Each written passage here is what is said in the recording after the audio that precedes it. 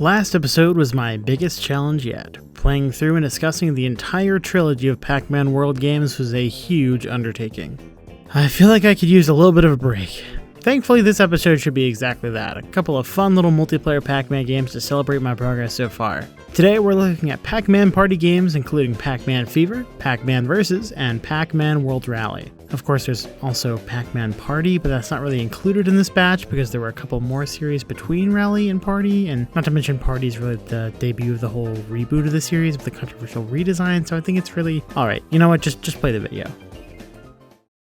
So, Pac-Man Fever was developed by Mass Media Incorporated. Usually this is the part where I tell you what they're well known for developing, but looking at this list and I don't have a clue. Shrek Super Party, maybe? Any Shrek Super Party fans out there?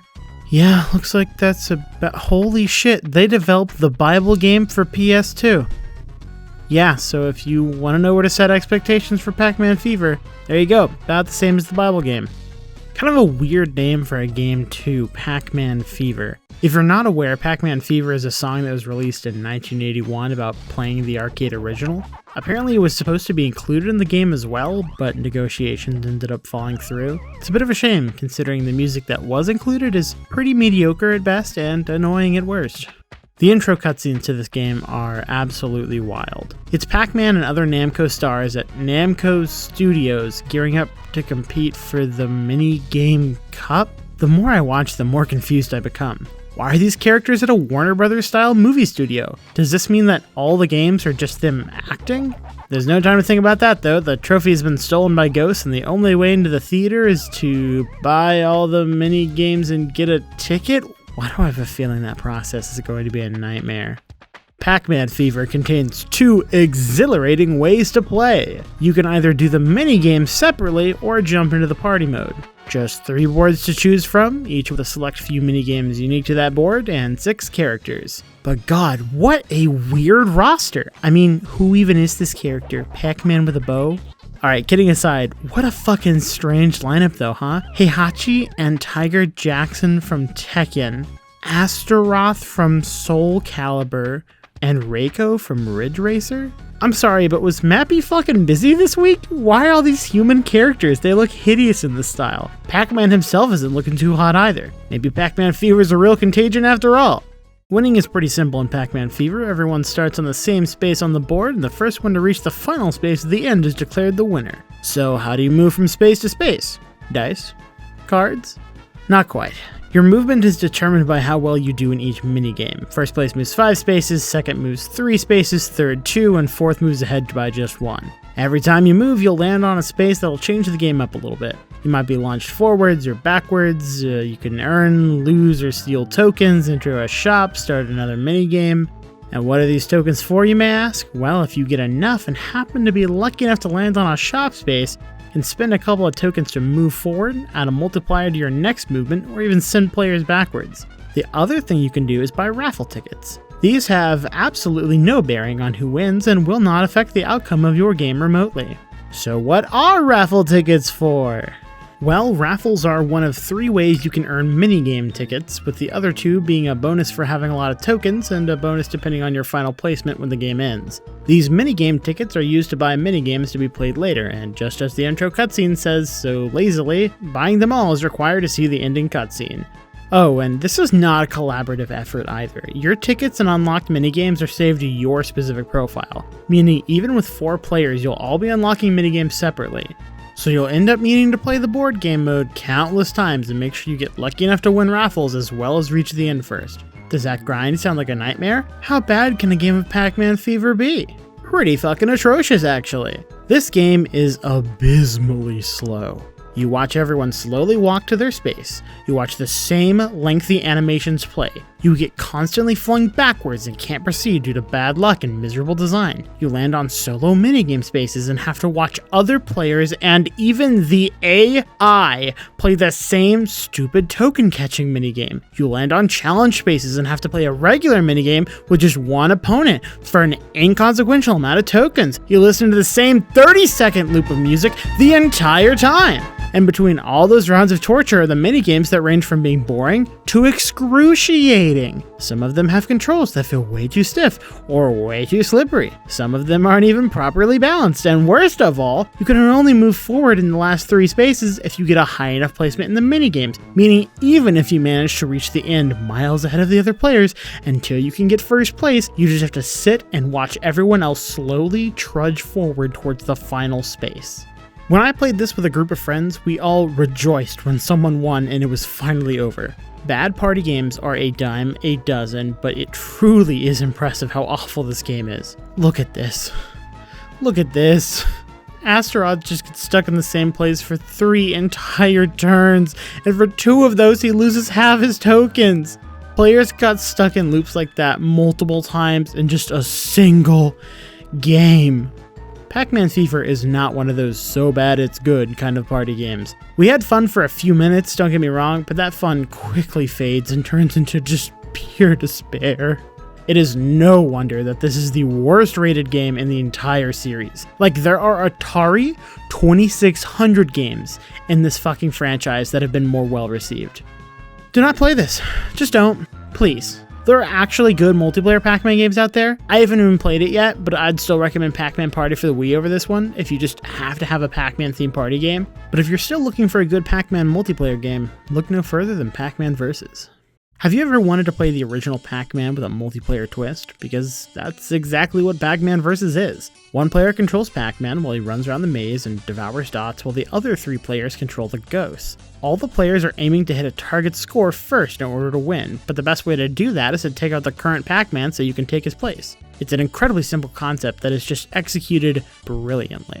You might think 3 ghosts instead of 4 would make it much easier for Pac-Man, but let's face it, Clyde was never doing much anyway. The ghost players can only see a small circle around them, so good communication is a must if you're going to corner Pac-Man, as his view is identical to the arcade original, meaning everything is in view. If a ghost manages to eat a fruit before Pac-Man can, they'll gain a couple points as well as increasing their view for a brief period of time, which might give you a slight advantage. The game even works remarkably well if you're just limited to 2 or 3 players too. The extra ghosts will be intangible until a player runs through them, which will then cause them to become a threat to Pac-Man and roam the stage randomly until they collide with the yellow dude or they're eaten by a power pellet.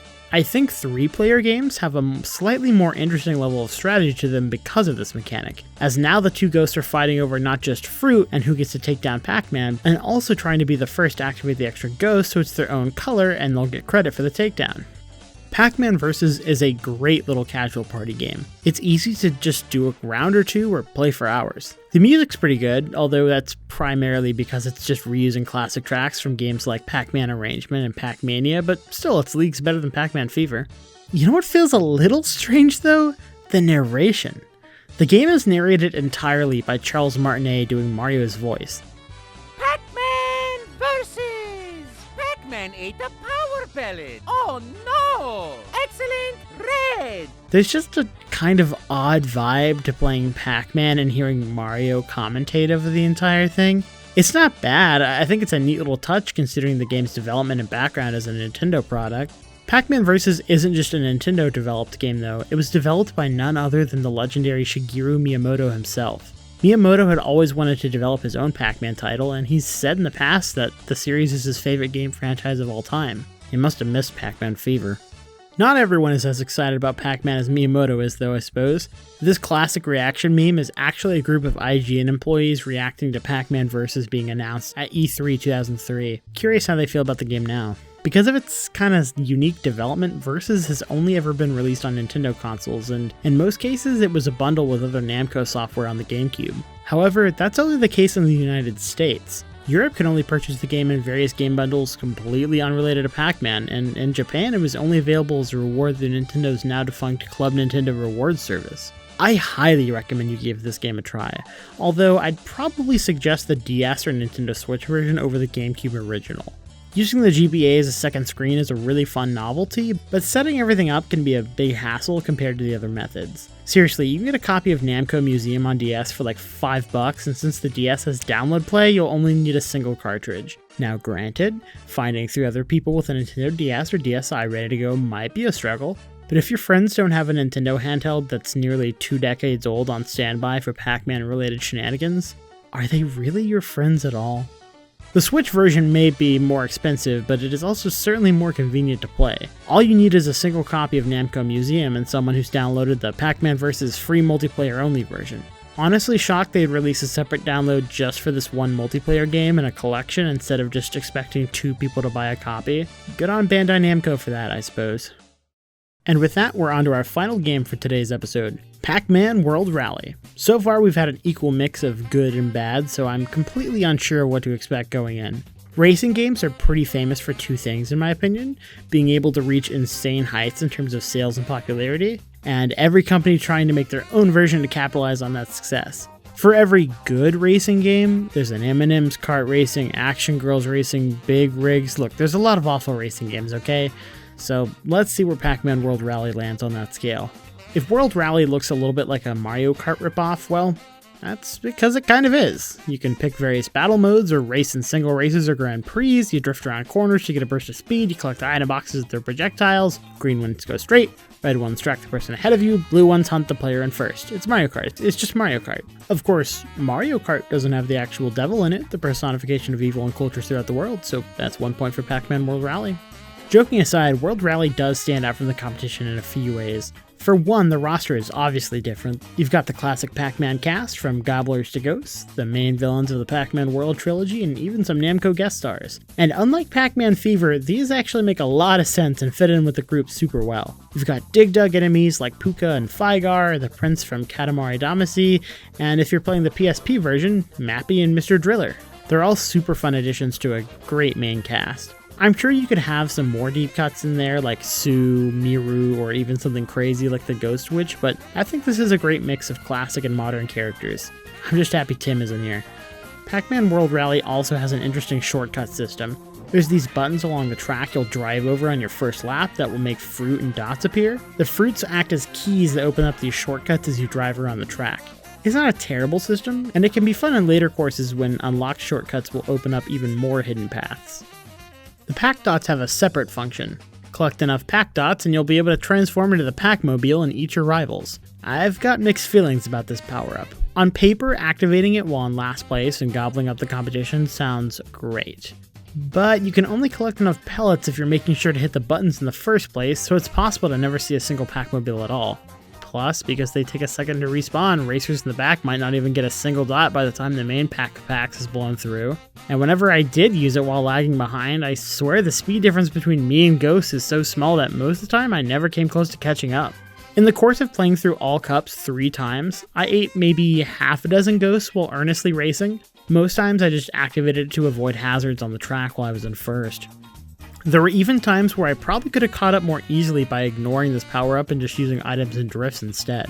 Don't get me wrong, it can be satisfying, but the only real time I used it was when trying to unlock items. Unlocking the battle items requires a certain amount of ghosts eaten per cup, right? So the only consistent way to eat enough ghosts to unlock them is to drive into first, collect enough dots, then turn on a dime so you're facing the track backwards, driving the wrong way into oncoming ghosts to rack up enough gobbled specters to unlock these extra battle items. Sometimes it's useful, and most of the time it isn't. Pretty harmless, right? Unfortunately, not always. Since racers can use it anywhere along the track, sometimes an AI will use the power-up while nowhere near anyone, and you'll just lose a lot of your driving options and have to quietly wait out the timer until you can throw over and knock off red shells and drift around corners again. I think it kills the pace of a race more than it adds anything, especially if you don't go into the options and turn off the stupid cutscene that plays every time it gets used. With some retooling, maybe this could be a cool feature, but the way it's currently implemented, I think the game is better off without it. That's not my only complaint, unfortunately. The character roster is pretty great, the mechanics are mostly serviceable, albeit entirely unoriginal, and the controls feel a little off at first, but not too terrible to adjust to. But my main issue is that the tracks leave a lot to be desired. They just feel a bit bland. The Cherry and Watermelon Cups are the first 2 you'll need to win in order to begin unlocking the rest. They have your classic track themes like lava, ice, jungle, desert, and even a ghost mansion, but they feel like they could come from any other cartoonish racer. None of these courses feel distinctly Pac-Man. He's been to all these locations in Pac-Man World, so why not use that as a base? Like turn the Pirate Cove into a level based on the Ghost Island or something, or use some of the set pieces from Pac-Man World 2 in the Forest level, and maybe add one based on the Spectral Realm from Pac-Man World 3. I think that would have went a long way in making the early, more bland cups far more interesting. At least the Watermelon Cup has tracks that reference specific characters, but it also has what is probably one of the worst racing game levels I've ever played, the Fun House of Terror. It's just a confusing mess with a million branching paths of very different lengths and sharp, confusing turns. I eventually learned to adjust and recognize the quickest route, but it was not always an enjoyable process, and I always winced whenever I realized this track was up next while I was doing the Watermelon Cup. The Classic Cup is exactly what I'd want from another Pac-Man racing title though. Fun, crazy levels based on Namco games. There's even one where you race on the original Pac-Man maze. This cup showcases where I think the game really shines, so it sucks that there's only 3 races in it instead of the usual 4. What gives? I mean, there are 2 Dig Dug racers on this roster, why not do an underground desert themed course based on that? Well, they kind of did. The PSP version has an extra subterranean level that, for whatever reason, just didn't make it into the Classic Cup in the home console version. Overall, I've got some very mixed opinions on the courses in Pac-Man World Rally, which is why I also feel iffy about the game's final cup, the Rally Cup, which has you complete a single lap in every single stage. It's a pretty neat idea, but only getting 1 lap leaves you with very little room for error while still taking a super long time to complete. Can you imagine if they did this for like Mario Kart 8 and you had to do 96 laps? Maybe in this case a low track amount is kind of a blessing. So yeah, that's how the racing modes work, but do the battle modes hold up any differently? Well, yeah, they're actually pretty different. For one, the level of customization, the number of game modes, is honestly impressive. There may not be a ton of levels to battle on, but the amount of opponents and unique weapons and rule sets really help grant the battle mode a little bit more longevity and fun. I mean, hey, it's better than what we've seen before in even some mainline Mario Kart titles. Like I mentioned before, the items available to you in the battle mode are completely unique to the ones you get in the races. A lot of them are literal weapons. We're talking rifles, chain guns, and missile launchers, of course just toned down with a cartoony coat of paint. The weapons aren't random either. Each fruit grants a specific one and their locations are set every time you load into the map, so if you have a favorite or know which one's best, you'll always know where to grab it. As simple as it sounds, having ammunition and set weapons makes this mode stand out a little bit more compared to similar battle modes in other kart racers, and all the weapons feel pretty fun to use. I particularly love just pouring out projectiles onto the screen with the watermelon gun. It's just a very different feeling to chucking a single-use green shell or banana peel. I wouldn't say this is any sort of must-play experience. You're not going to boot up your PS2 or GameCube and throw this on the TV at a party, but hey, if you're a kid in 2006, you have a couple of friends over and this is all you had, I think you can do so much worse. So you've heard me talk about Pac-Man World Rally. It's blatant stealing of Mario Kart mechanics, the hit-or-miss racetracks, the rarely fun, often worthless Pac-Mobile mechanic. Maybe you're thinking, alright, it's just another mediocre racing game that should collect dust on a shelf. And you know what? I kind of felt that way when I first turned it on. My first few cups, the racing controls really just weren't clicking with me, and I started to think maybe this is just another mediocre speed bump on my journey through Pac-Man history. But you know what? I kept playing. I unlocked all the characters, I got all the weapons, I did a couple of racers in Nightmare difficulty, and I really liked this game. It just kept growing on me. It is by no means a killer app. There's been better racing games before it, there's been better racing games after, and it's certainly not the must-have racer on any of the consoles it released on. But in a genre like racing where the bar can be so much lower, I don't think it deserves to be entirely swept under the rug. I sat down with Pac-Man World Rally, I unlocked everything there is to unlock, I raced in all the cups, I played every battle mode, and I'm walking away from it all satisfied. My mind is far from blown, it's unlikely I'll ever return to it, but you know what, it was a good time. Another great thing about Pac-Man World Rally, it finally fixed the ghost names. Blinky and Clyde have been incorrectly named for like a decade now, in official media. That's just embarrassing. Even the cereal commercial got it right. Morning, kids, it's a Pac-Man day with my crispy corn cereal coming your way. It's Pac-Man with marshmallows. Delicious. I'm Inky. I'm Blinky. I'm Pinky. I'm Clyde. With the marshmallows you'll find inside.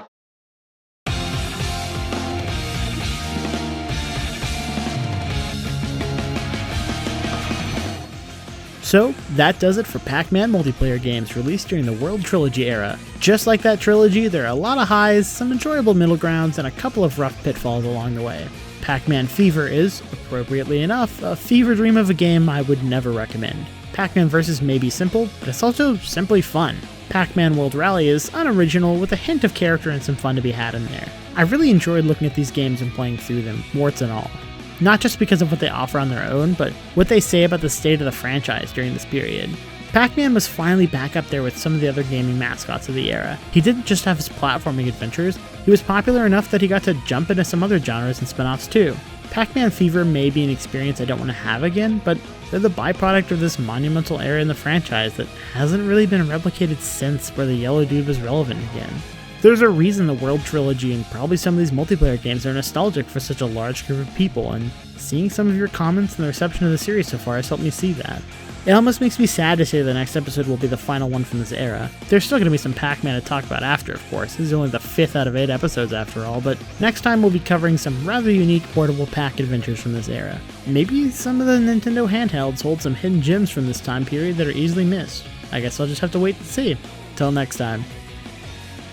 Hey everybody, quick unscripted note here. If you liked what you watched and you want to see more, please subscribe, leave a like, drop a comment below. It helps me out immensely, and it really helps light a fire under my ass to get these things out a bit quicker. Thank you for the absolutely crazy response the series has gotten since I've been away.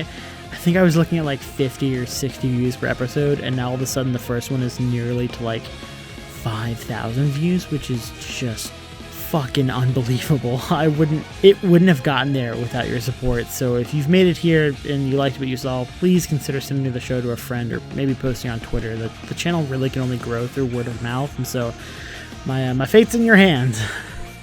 Anyway, thanks again for all the support. I hope to get these out more frequently. I know the wait for the last 2 episodes has been kind of crazy, but anyway, I've talked long enough, so thanks again. Like and subscribe. Take care.